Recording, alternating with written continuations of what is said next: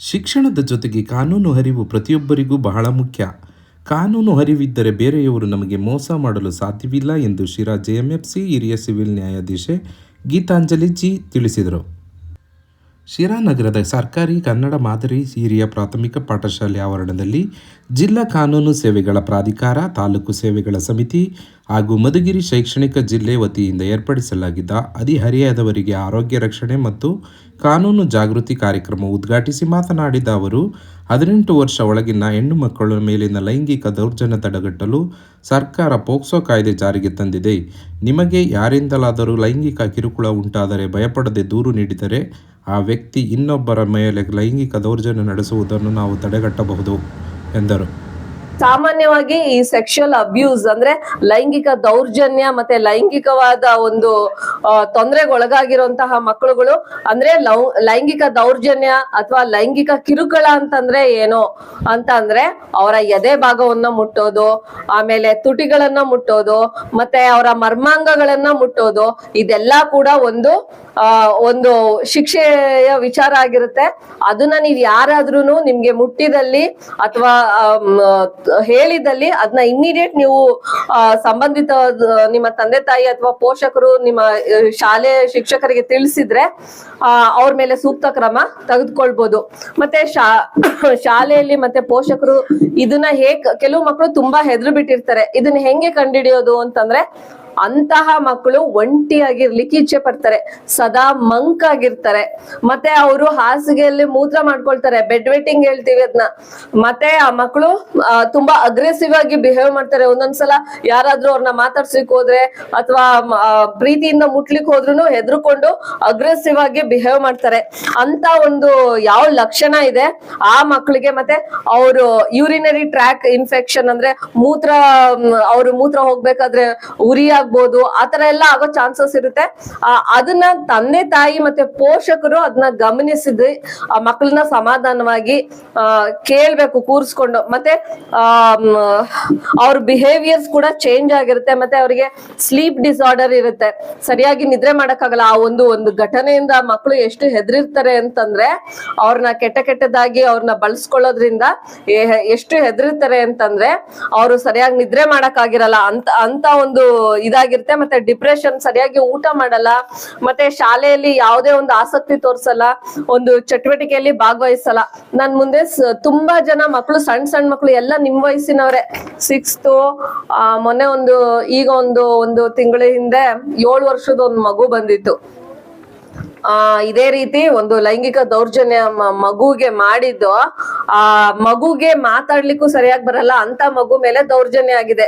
ಇದರಲ್ಲಿ ಸಾಮಾನ್ಯವಾಗಿ ಹೊರ್ಗಡೆಯಿಂದ ಆಗೋದಕ್ಕಿಂತ ಅಕ್ಕಪಕ್ಕದ ಮನೆ, ನೀವು ಹೆಣ್ಮಕ್ಳಿರ್ಲಿ ಗಂಡ್ಮಕ್ಳಿರ್ಲಿ ಯಾರೂನು ಕೂಡ, ಯಾರೇ ಒಬ್ರು ನಿಮ್ಮ ಪಕ್ಕದ ಮನೆಯವ್ರು ಇರ್ಬೋದು, ನಿಮ್ಮ ಇಮ್ಮಿಡಿಯೇಟ್ ರಿಲೇಶನ್ಶಿಪ್ ಬಿಟ್ಟು ನಿಮ್ಮ ತಂದೆ ತಾಯಿ, ಅಣ್ಣ ಅಕ್ಕ ತಂಗಿ ಇಷ್ಟು ಜನರನ್ನ ಬಿಟ್ಟು ಬೇರೆ ಯಾರನ್ನು ನೀವು ಮುಟ್ಸ್ಕೊಳ್ಬಾರ್ದು, ಅವ್ರ ಕೈಲಿ ಮುತ್ತು ಕೊಡ್ಸ್ಬಾರ್ದು. ಮತ್ತೆ ಅವ್ರನ್ನ ತಬ್ಬಿಕೊಳ್ಳೋದು, ನೀವು ಇಮಿಡಿಯೇಟ್ ರಿಲೇಷನ್ ಅಂದ್ರೆ ಅಪ್ಪ ಅಮ್ಮ ಅಣ್ಣ ಅಕ್ಕ ಇಷ್ಟು ಜನರನ್ನ ಬಿಟ್ಟು ನೀವ್ ಯಾರನ್ನು ಅಲ್ಲಿ ಆ ರೀತಿ ಮಾಡಬಾರ್ದು.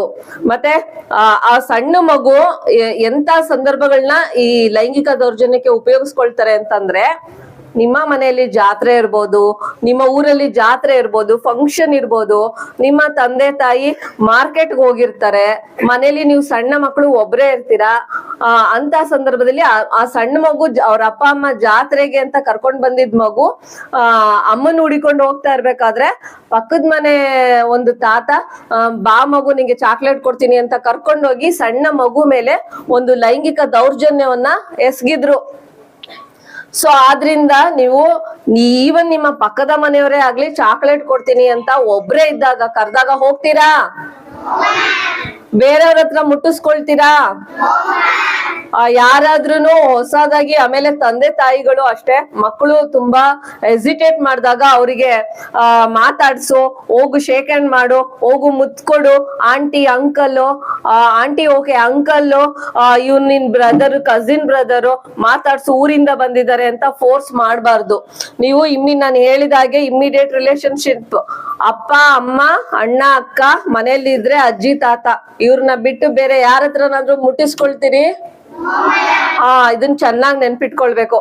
ಆಮೇಲೆ ಸಾಧ್ಯ ಆದಷ್ಟು ಹೊರಗಡೆ ಹೋಗ್ಬೇಕಾದ್ರೆ ಈ ಬುಷಿ ಏರಿಯಾ ಅಂದ್ರೆ ಒಂದು ಫಾರೆಸ್ಟ್ ಇದು ಪೊದೆಗಳಿರುವಂತದ್ದು ಮತ್ತೆ ಜನಸಂಚಾರ ಎಲ್ಲಿ ಕಮ್ಮಿ ಇರುತ್ತೆ. ಈಗ ನಾವೇನ್ ಮಾಡ್ತೀವಿ, ಆಟ ಆಡ್ತಾ ಇರ್ತೀವಿ, ಶಾಲೆಯಿಂದ ಎಲ್ಲೋ ಹೋಗ್ಬೇಕಾಗಿರುತ್ತೆ, ಇದು ಶಾರ್ಟ್ ಕಟ್, ಹಿಂಗೆ ಹೋಗ್ಬಿಡೋಣ, ನಾವು ಬೇಗ ಹೋಗ್ಬೋದು, ಮನೆಗೆ ಹೋಗ್ಬೋದು, ಬೇಗ ಹೋಗ್ಬೋದು, ಮನೆ ಕ್ಲಾಸ್ ಬೇಗ ಹೋಗ್ಬೋದು.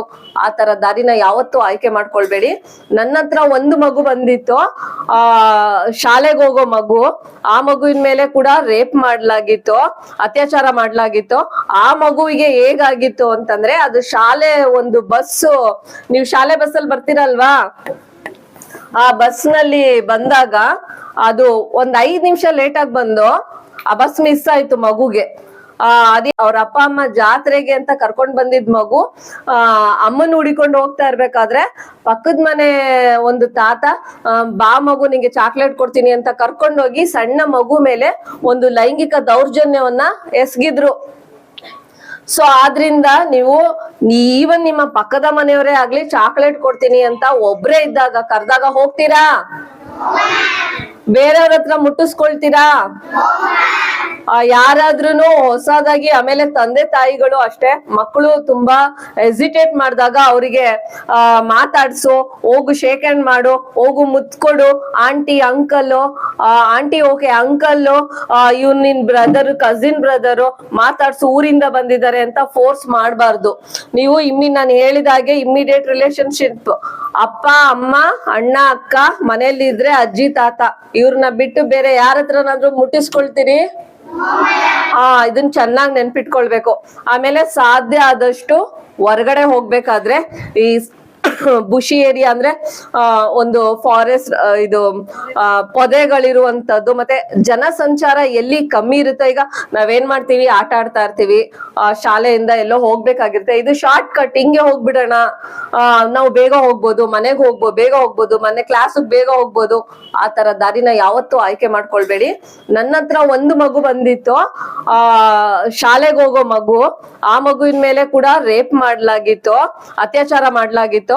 ಆ ಮಗುವಿಗೆ ಹೇಗಾಗಿತ್ತು ಅಂತಂದ್ರೆ, ಅದು ಶಾಲೆ ಒಂದು ಬಸ್ಸು, ನೀವು ಶಾಲೆ ಬಸ್ಸಲ್ಲಿ ಬರ್ತೀರಲ್ವಾ, ಆ ಬಸ್ ನಲ್ಲಿ ಬಂದಾಗ ಅದು ಒಂದ್ 5 ನಿಮಿಷ ಲೇಟ್ ಆಗಿ ಬಂದು ಆ ಬಸ್ ಮಿಸ್ ಆಯ್ತು ಮಗುಗೆ. ಅದೇನ್